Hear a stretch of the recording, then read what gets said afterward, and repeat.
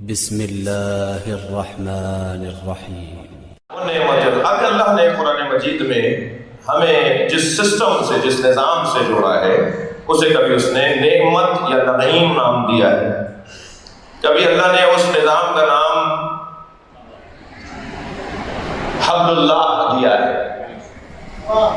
یا ایھا الذین آمنوا اتقوا اللہ حق تقاتہ، سورہ مبارکہ آل عمران 102 اور 103 نمبر کی آیت ہے۔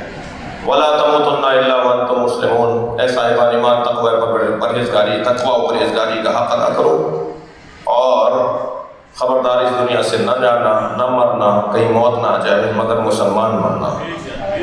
وَاعْتَصِمُوا بِحَبْلِ اللَّهِ جَمِيعًا وَلَا تَفَرَّقُوا، اور اللہ کی رسی کو مضبوطی کے ساتھ تھام لو اور رسی کے بارے میں جھگڑا نہ کرو۔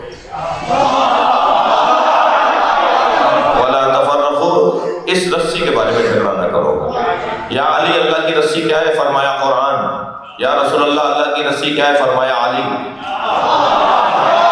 علی کہہ رہے ہیں قرآن اللہ کی رسی ہے، نبی کہہ رہے ہیں علی اللہ کی رسی ہے۔ دو ڈوروں کے بٹ جانے کو رسی کہا جاتا ہے۔ آپ ہمارے لیٹسٹ ویڈیوز کے بارے میں جاننا چاہتے ہیں تو ہمارے چینل کو سبسکرائب کریں اور بیل آئیکن کو پریس کریں۔ شکریہ۔